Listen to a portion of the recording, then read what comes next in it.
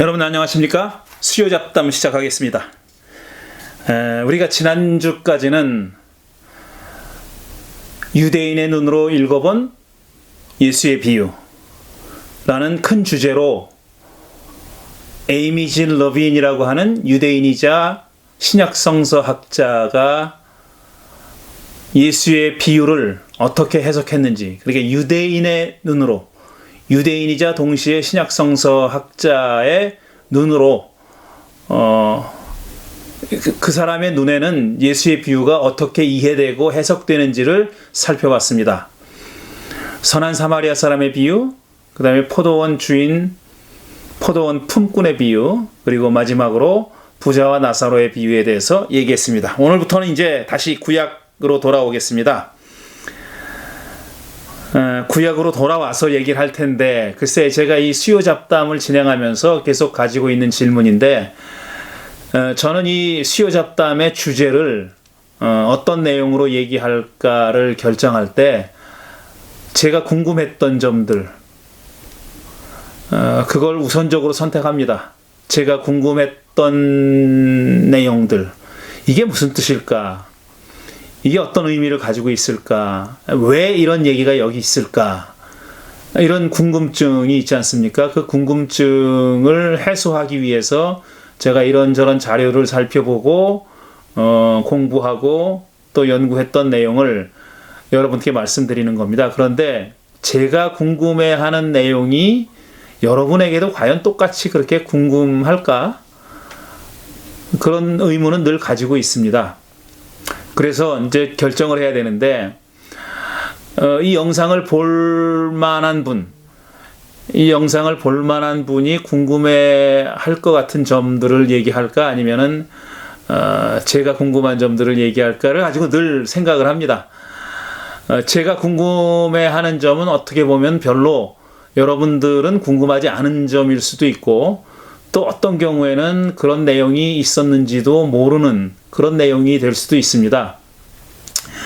그래서 늘 고민을 하는데, 제가 여러분이 또 어떤 점을 궁금해할지 잘 모르고, 또 이 영상을 보시는 분들이 참 다양하다고 생각해서 어떤 분에게는 맞아, 이 점은 내가 꼭 알고 싶었는데 하는 점이지만, 또 다른 분에게는 그런 게 있었는지도 몰랐던 그런 경우도 있지 않습니까? 그러니까 결국 그게 크게 다르지 않을 것 같습니다. 그래서 제가 궁금한 점, 제가 궁금하게 생각했던 점을 중심으로 말씀드리는 것이 맞겠다 하는 생각입니다. 오늘은 아사셀에 대해서 얘기하겠습니다. 아사셀이라 그러면은 그게 뭐지? 처음 듣는 말인데? 라고 생각하실 분도 있을 거예요.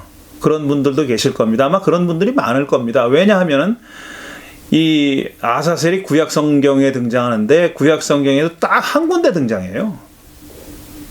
구약 성경 전체에서 딱 한 군데 등장합니다.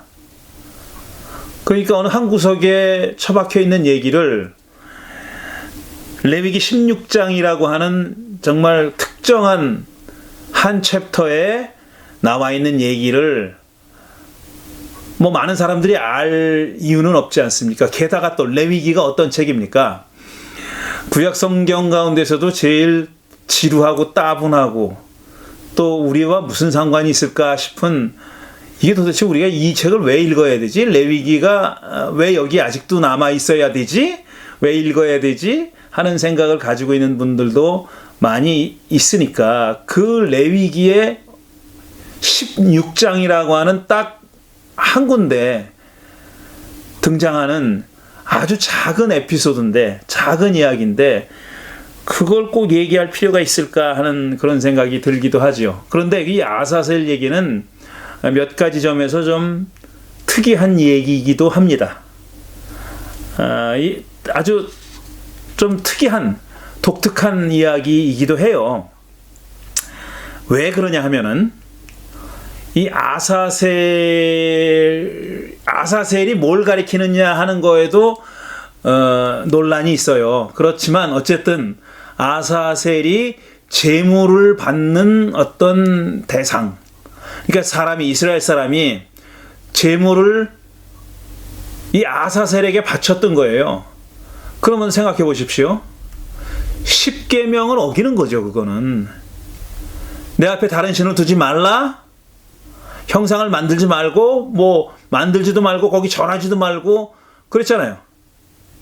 그게 십계명의 제일 처음에 나오는 중요한 계명이지 않습니까? 처음에 나오는 두 가지 중요한 계명이잖아요.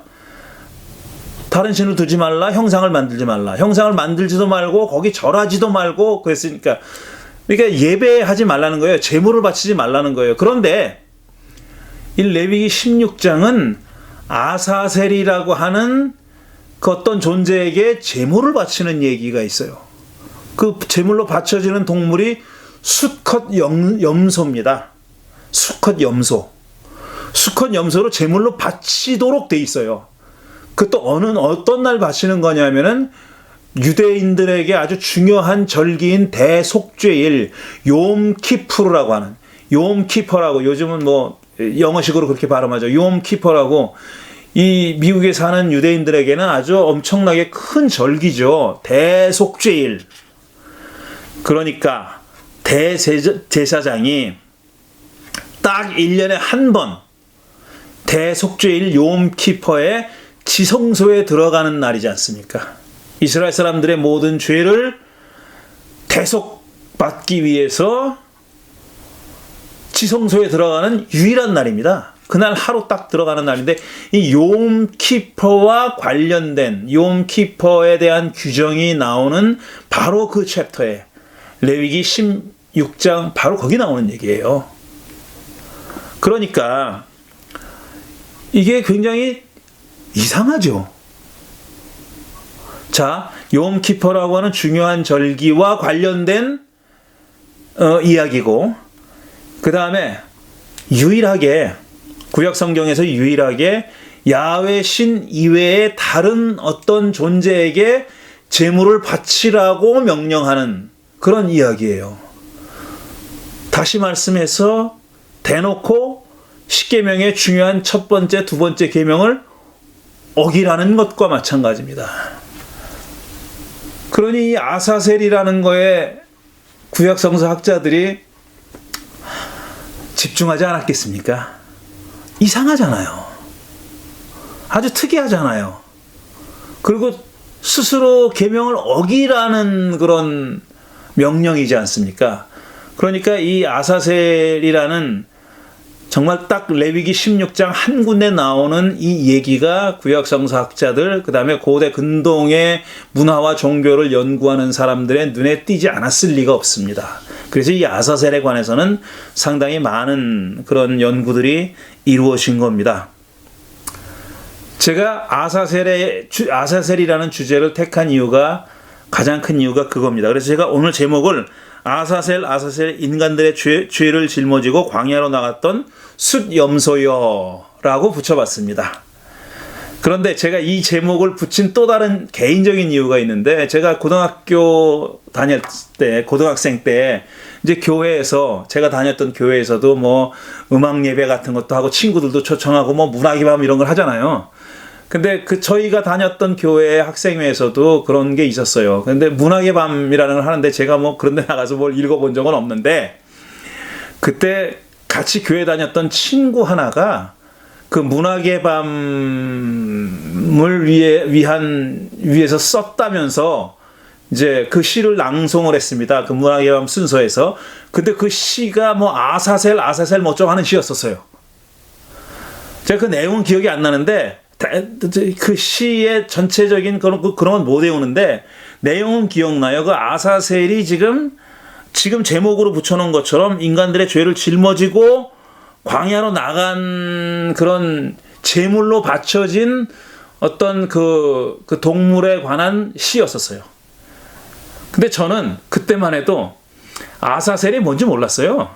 그래서 이 친구가 아사셀 했길래 얘가 지은 이름인가? 그렇게 생각했습니다. 근데 지은 이름 치고는 너무 구약성서적인 이름 아니에요? 그래서 이게 뭔가 하고 그때 뭐 찾아볼 생각도 안 했고, 어쨌든 뭐 그 시를 쓰겠다고 여기저기 많이 끄적거렸던 그런 친구니까 그리고 또 시 내용도 제 기억은 정확하게 기억나지 않지만 어쨌든 이런 그 속죄 제물, 희생양 이런 거에 관한 것이었으니까 어쨌든 어렴풋이나마 기억이 나고 그 기억을 가지고 있었는데 나중에 이제 구약 성서를 공부하다 보니까 이 아사셀이 눈에 띈 겁니다. 그리고 옛날 생각이 났고 옛날에 그 친구가 시를 낭송했던 생각이 났고 그래서 찾아보게 된 거죠. 그리고 오늘 그 아사셀에 대해서 여러분께 지금 얘기를 하려고 작정했던 것입니다. 자, 다시 말씀드리지만 이 아사셀은 구약 성경에 딱 한 군데 나옵니다. 레위기 16장 거기 나오는데 그 아사셀이 과연 누구냐? 어떤 인격적인 존재죠. 초자연적인 그 존재일 수도 있죠. 그러니까 신적인 존재 혹은 반신적인 존재, 절반은 신적인 존재, 천사처럼 그런 존재일 수도 있고 그게 누구냐? 아니면 혹은 무엇이냐? What 영어로 어떤 사물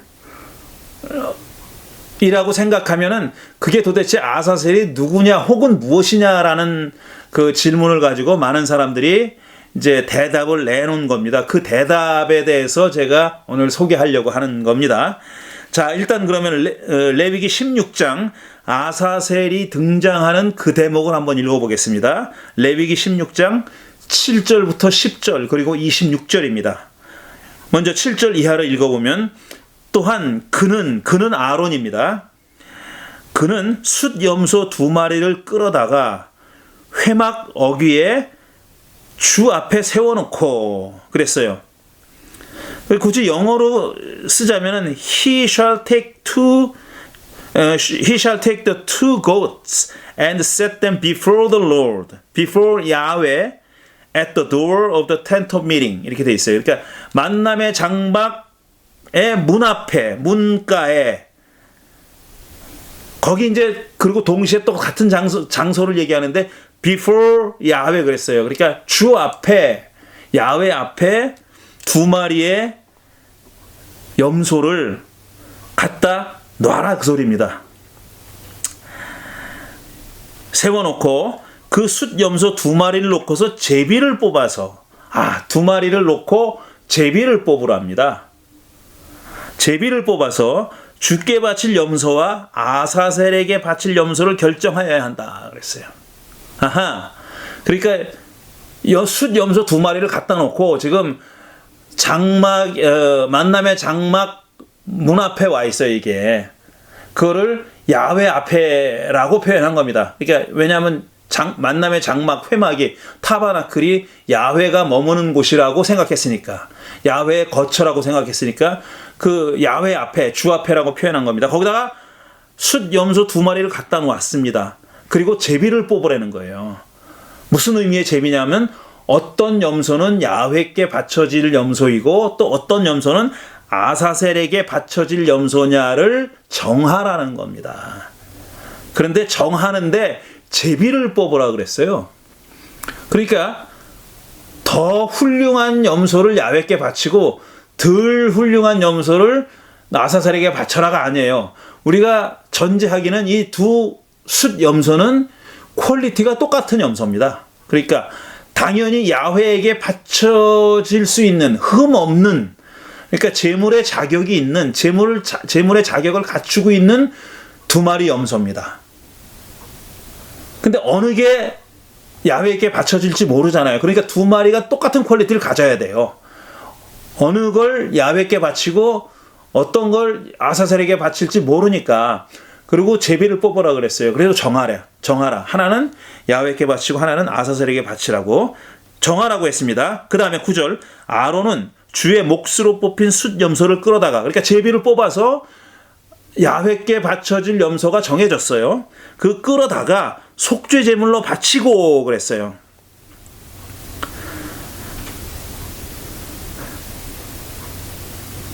Aaron shall present the goat upon which the Lord fell for the Lord. 그러니까 뭡니까? 제비가 야훼께 바쳐지도록 결정된 그 염소를 Aaron shall present 가져와라. 이렇게 내보여라 그 소리죠. 그 다음에 and offer him for sin offering. 그랬으니까 속죄제를 위해서 그 제물을 바쳐라 이겁니다. 그 다음에 아사 10절 아사셀의 몫으로 뽑힌 숫염소는 산채로 주 앞에 세워두었다가 자 산채로 얼마간인지 몰라도 10분인지 1시간인지 몰라도 얼마간 주 앞에 세워두었다가 속죄 제물로 삼아 그랬어요. 속죄 제물로 삼았는데 그 대목을 영어로 읽자면 이렇게 돼. To make atonement over him 그랬어요. To make atonement over him. 그 다음에 to send him away 그랬으니까 속죄 제물로 삼아에 해당하는 부분이 to make atonement over him에 해당하는 거죠. 그 다음에 빈들에 있는 아사셀에게 보내야 한다는 shall to send him away for Azazel into the wilderness 이렇게 되니까 자 속죄 제물로 삼아라는 말이 to make atonement over him 그랬어요. 그러니까 이 영어를 그대로 번역하자면 그에게 over him 그에게 atonement를 하라는 얘기예요. 그러니까 그 얘기는 뭐냐면 풀이하자면은 이거 제 해석입니다. 풀이하자면은 그 숫염소를 흠없이 깨끗한 어톤된 숫염소를 만들어라. 그러니까 속죄가 이루어진 숫염소를 만들어라. 저는 이렇게 이해했어요. 그래야 누군가에게 바쳐질 수 있다 이거죠. 저는 그렇게 이해했습니다. 다시 읽으면은 아사셀의 몫으로 뽑힌 숫염소는 산채로 주 앞에 세워두었다가 뭔지 모르겠어요. 하여튼 죽이지 말고 여전히 안 죽입니다. 이거는 끝까지. 왜냐하면 그냥 광야로 내보내요. 광야로 내보내고 끝이에요. 그 광야로 내보낸 그 숫염소를 가지고 간 사람이 죽이지 않아요. 그거를 광야에 내보내서 그냥 풀어주는 겁니다. 그러니까 산채로 주 앞에 세워두는 건 당연하죠. 결국은 안 죽이니까. 의도적으로 그를 죽이진 않으니까. 그 앞에 야훼께 드려지는 속죄 제물처럼 죽이는 게 아니에요. 이거는. 그렇게 되는 겁니다. 빈들에 있는 아사셀에게 보내야 한다. 여기까지예요. 여기까지고 26절은 뭐냐면 이 아사셀에게 드려질 숫염소 이런 절차를 거쳐서 광야로 데리고 그냥 혼자 나가는 게 아니에요. 내보내는 게 아니에요. 그 사람이 지고 갑니다. 걔를 끌고 가는지 지고 가는지 몰라도 26절 염소를 아사셀에게로 보낸 그 사람이 있어요. 그런 사람이 있어요. 그 사람도 자기 옷을 빨고 물로 목욕을 해야 한다. 그는 그렇게 한 다음에야 진 안으로 들어올 수 있다. 이랬어요.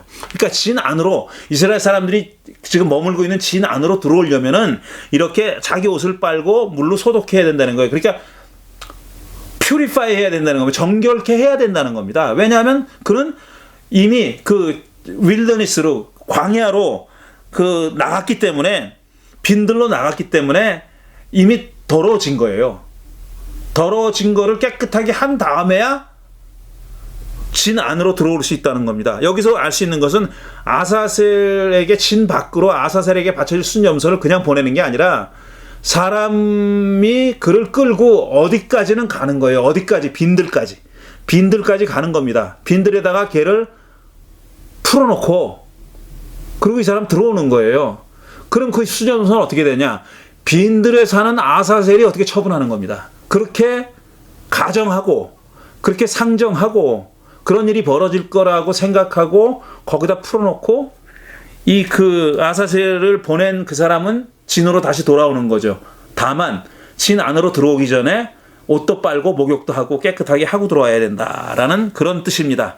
지금 여러분이 그림으로 보고 있는 것은 아사셀이 이랬을 것이다 라고 하는 겁니다. 이렇게 지금 무슨 끈이 묶여져 있죠. 끈은 또 끈 얘기가 나중에 나옵니다.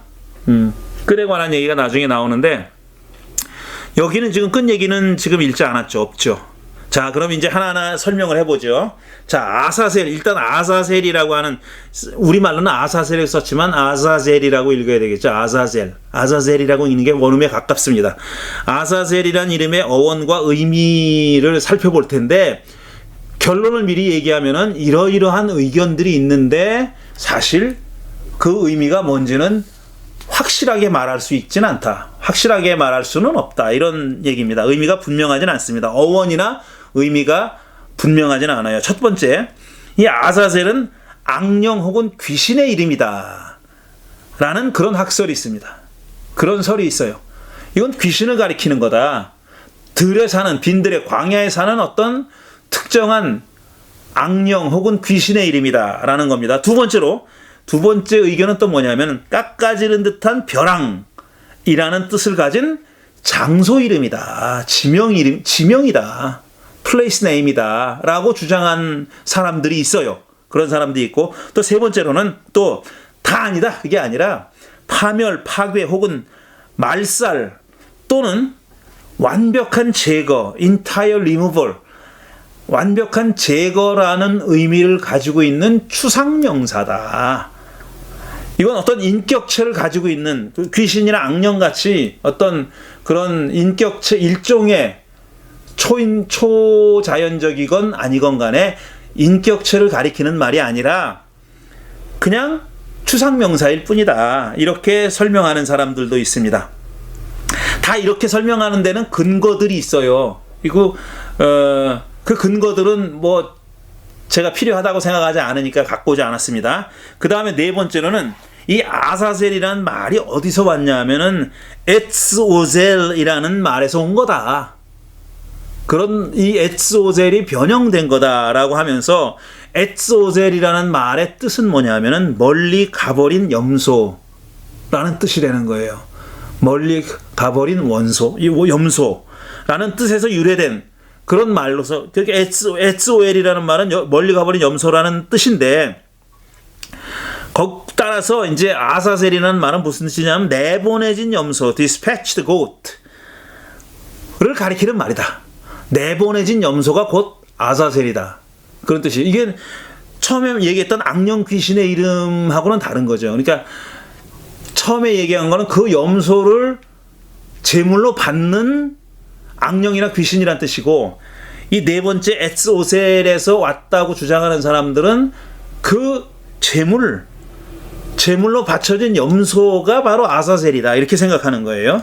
그 다음에 다섯 번째로 고대 셈조고, 고대 세모의 어원을 이런 아즈즈라는 말의 뜻이 뭐냐 하면은 분노한, 격렬한, 강한, 뭐 이런 뜻이라는 거예요. 근데 이 아사셀이라는 말은 아즈즈라는 어원에서 왔다는 겁니다.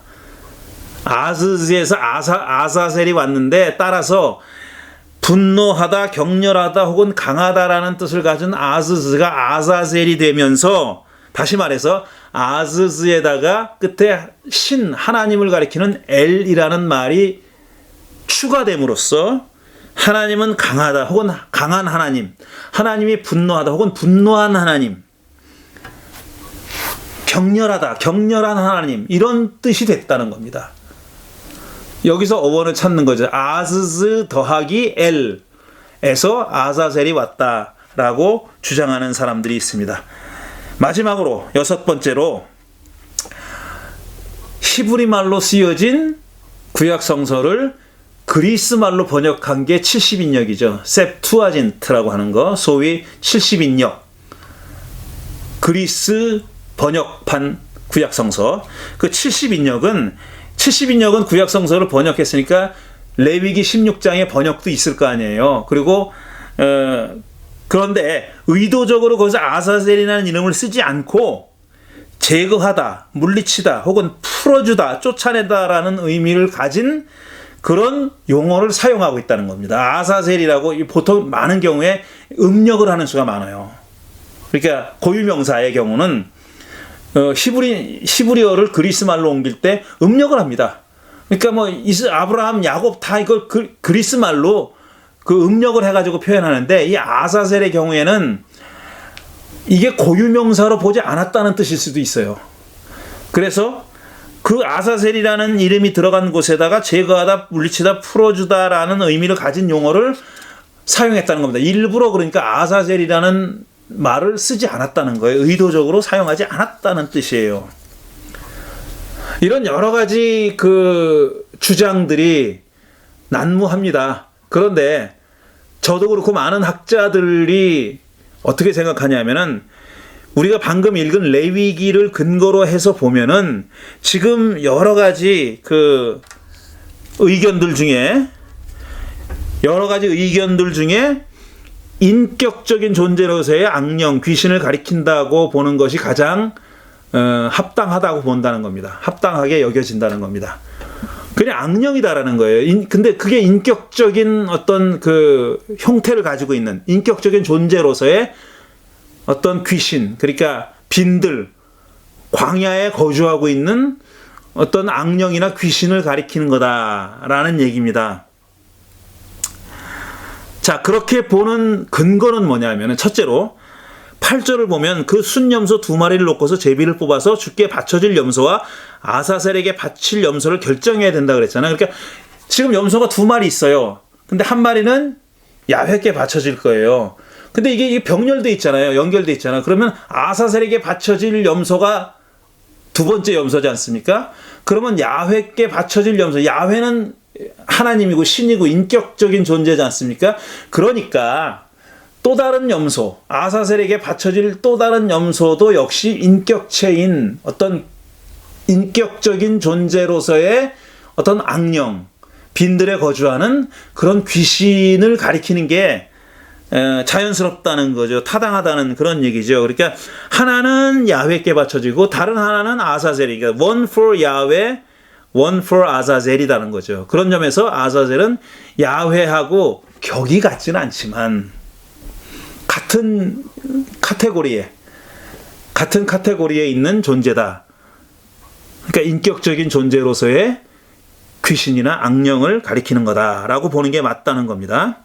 그 다음에 두 번째로 10절을 보면 아사셀의 몫으로 뽑힌 숫염소 빈들에 있는 그 염소는 빈들에 있는 아사셀에게 보내야 한다 그랬어요. 그러니까 빈들에 있는 아사셀이라고 얘기했잖아요. 근데 구약 성경에서 빈들 광야라는 곳은 언제나 하면은 어떤 곳이냐면 혼돈과 죽음의 땅이에요. 거기는 악령이 거주한다고 생각했어요.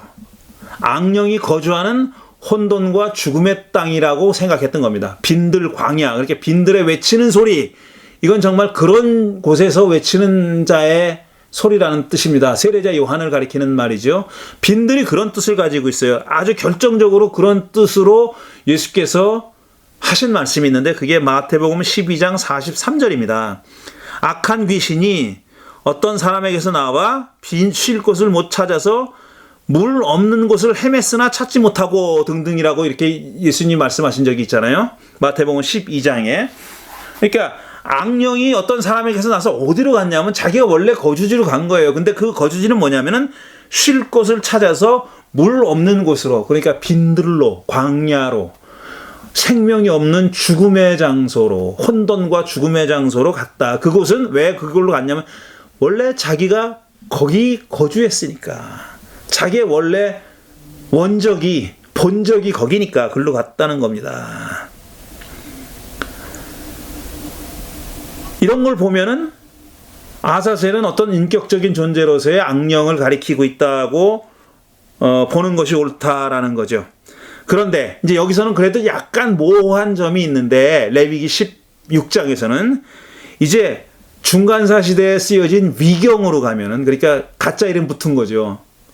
이사야가 쓰지도 않았는데 이사야 이름 붙여놓고 뭐 이런 거 있잖아요. 그걸 위경이라고 얘기하는데, 위경에 이르르면은 아사셀이 이제 완전히 모양을 제대로 갖춘 그런 악령으로 묘사된다라는 겁니다. 그 예로 지금 에녹 1서 8장을 드는데, 에녹 2서 8장 나중에 제가 좀 그 대목을 읽어 드릴 겁니다. 에녹 2서 8장 같은 데를 보면은 이제는 뭐 명실상부한 꼴을 제대로 갖춘 장성한 완전 발전된 그런 개념을 가지고 있는 모양의 악령으로 묘사되고 있다. 그런 얘기입니다. 자, 이렇게 인격적인 존재로서의 악령, 귀신이 아사셀이라면은 조금 더 이제 더 들어가서 이 아사셀이 누구냐?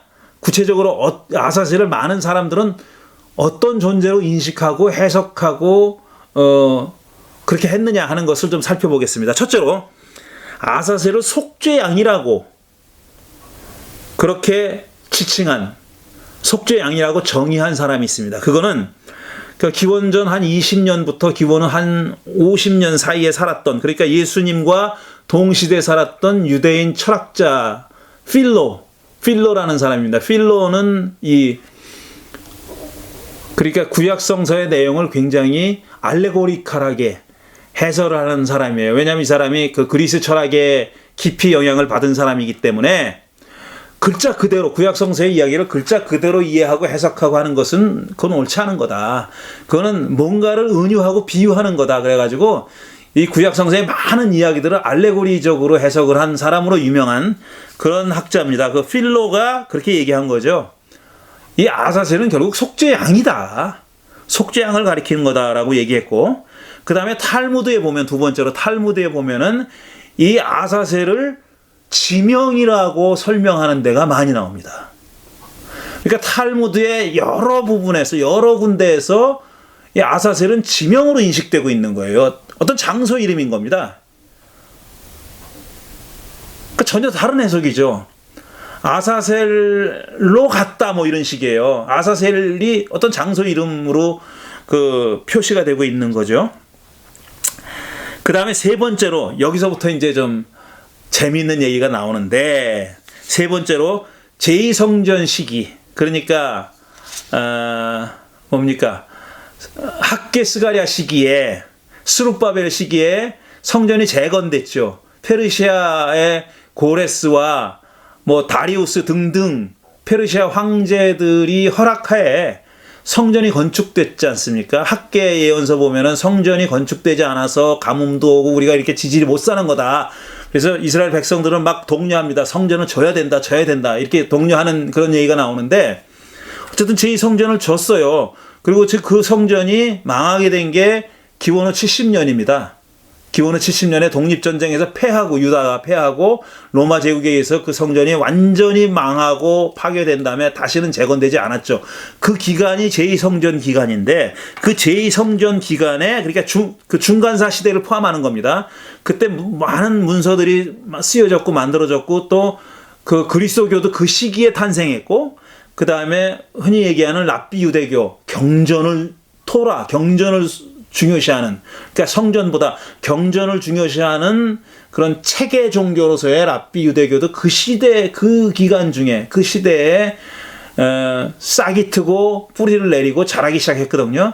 그 제2성전 시기에, 좀 제2성전 시기라면은 광범위하긴 하지만, 제2성전 시기에 아사셀은 어떻게 인식됐느냐 하면은, 제2성전 시기 사람들은 아사셀을 어떻게 인식했냐 하면은 이렇게 얘기한 겁니다.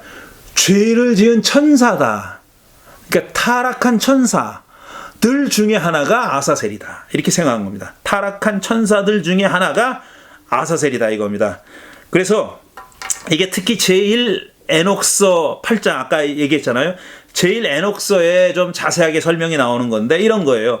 타락한 천사들 얘기는 어디서 나오냐면 창세기 6장 1절부터 4절에 나와 있는 얘기에 근거하고 있습니다. 창세기 1장 1절부터 6장 1절부터 4절을 보면 이런 내용이에요. 사람들이 땅 위에 늘어나기 시작하더니 그들에게서 딸들이 태어났다. 하나님의 아들들이, 여기서 sons of God, 브네 엘로힘, sons of God이라고 되어 있어요. 그러니까 하나님의 아들들이 어떤 천상의 존재입니다. 이걸 나중에 사람들은 천사라고 표현한 거예요. 에인젤이라고, 천사라고 표현했고, 거기에 이름까지 붙여줍니다. 이거는 뭐 미가엘이고, 이거는 뭐고, 루시퍼고 뭐고, 이거는 우츠하고, 어떤 거는 아사엘이고, 뭐 이런 식으로 이름을 붙여줘요. 후대 사람들이, 제2성전 시기 사람들이 이름을 붙여주는데, 이 창세기 6장만 해도 그 이름이 없어요. 그냥 하나님의 아들들이라고만 얘기했어요. 하나님의 아들들이 사람의 딸들의 아름다움을 보고 저마다 자기들의 마음에 드는 여자를 아내로 삼았다. 그래서 자식이 태어났는데 그들 네피림이다, 영웅이다, 뭐 거인이다, 뭐 이런 얘기가 나오잖아요. 자, 이거를 제2성전 시기 사람들은 천사들의 타락이라고 생각한 거예요. 그 바로 뒤에 무슨 얘기가 나옵니까? 창세기 6장 노아 시대 홍수 얘기가 나와요.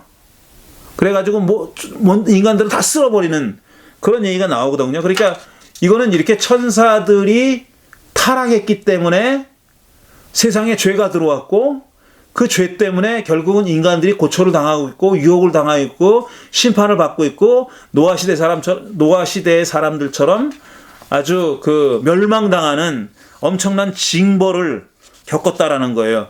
그 근원이 뭐냐 하면은 그 인간 세상에 그렇게 악이 판치고 죄악이 들어오게 된 근원은 어디 있냐면은 하나님의 아들들이 사람의 딸들의 아름다움을 보고 저마다 지 맘에 드는 여자를 아내로 삼아서 자식을 낳은 거, 그게 이런 비극의 근원이다 이겁니다.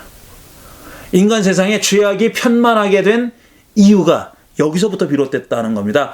그거를 일으킨 타락한 천사 중에 하나인 아사엘이 바로 아사셀이다 이겁니다. 아사엘하고 아사셀하고 똑같은 존재다라고 본 겁니다.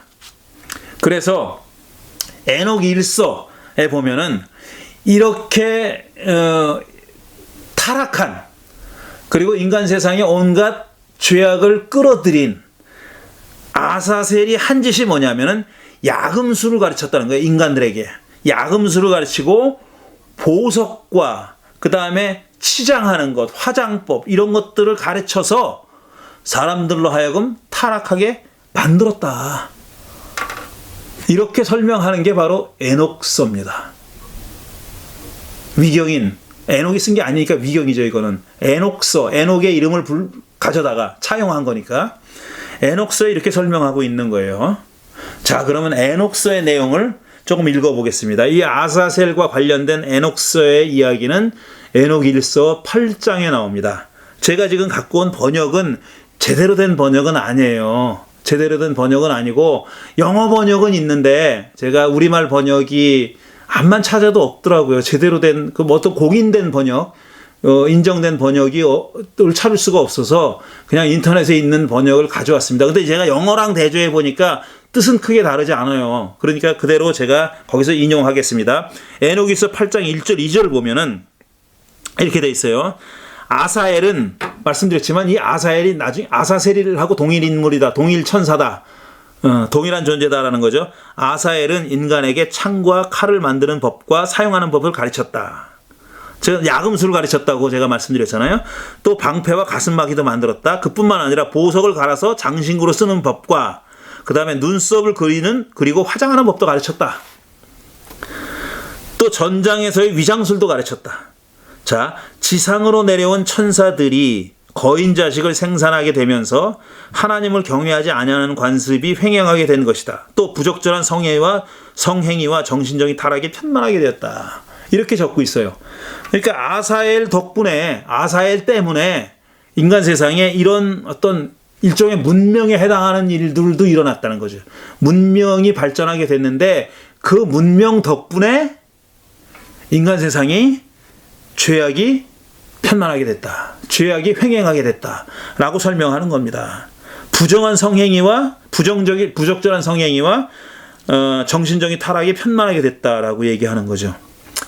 그리고 마지막으로 하나만 더 얘기하고 오늘 얘기를 중단할 텐데 마치고 다음에 계속 이야기할 텐데요.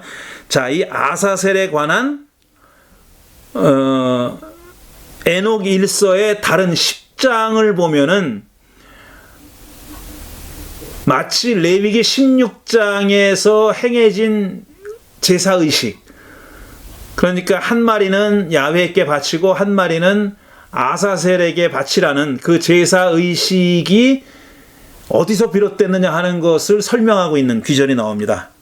왜 그런 의식을 행해야 하는지 하는 이유를 서술하는 대목이 에녹일서 10장 4절부터 8절까지입니다. 제가 읽어드리죠.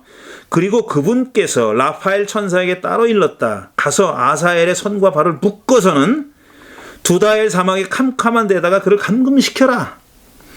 그의 몸을 거칠고 뾰족한 돌멩이들로 덮어 움직이지 못하게 하고 얼굴을 씌워서 햇빛을 보지 못하게 하라. 심판의 날에 그 녀석을 펄펄 끓는 용광로에 던져버리겠다. 조금 띄어서 지금은 지상이 아사엘로 인하여 더럽혀졌다. 그가 모든 죄악의 근원이다. 이렇게 얘기했어요. 그러니까 지금 라파엘 천사는 좋은 천사죠. 하나님의 명령을 수행하는 그런 천사죠. 천사에게 따로 일른 거예요. 하나님이 따로 일러가지고 뭘 하라고 했냐면 아사엘을 묶어서 두다엘 가막의 캄캄한 데다 감금해라. 그 사막의 캄캄한데 광야에 빈들에다가 감금하라는 거예요. 그러니까 지금 아사셀은 어디 있냐면은 빈들에 있는 거예요. 빈들에서 뭘 하고 있어요? 감금당해 있는 거예요. 감금당해 있다는 겁니다. 지금 꼼짝도 못 하고 있다는 거예요. 그 뒤에 나오는 얘기, 거칠고 뾰족한 돌멩이들로 덮어 움직이지 못하게 하고 얼굴을 씌워서 햇빛을 못하게 해라. 그러니까 지금 이게 꼼짝없이 속박되어 있는 거예요. 아사셀은. 그런데 그 아사셀에게 어떤 힘이 있느냐 하면은 인간 세상에, 그러니까 레위기에 말하면 이스라엘의 진 안쪽으로다가 악한 영향을 미칠 수 있는, 직간접적으로 악한 영향을 미칠 수 있는 그런 힘이 아사셀에게 있는 겁니다. 따라서 그 아사셀을 달래려면, 아사셀로 하여금 그 이스라엘의 못된 짓을 저지르지 않도록 하려면은, 그렇게 하려면은 염소 한 마리를 제물로 바쳐야 한다. 이렇게 얘기한 겁니다. 그 얘기입니다. 자, 그럼 이 얘기는 여기서 마치겠습니다. 그리고 다음번에는 이게 아사셀 얘기가 그러면은 이스라엘 안에만 있는 얘기냐? 아닙니다. 그렇지 않고 고대 중동 지역의 중동 문화권에 비슷한 얘기들이 흩어져 있는데, 그런 얘기들을 하면서 이제 마지막으로 아사셀 이 얘기가 담고 있는 그런 이야기들을 함으로써 아사셀에 관한 얘기를 마치도록 하겠습니다. 오늘 수요 잡담은 이것으로 마치겠습니다. 감사합니다.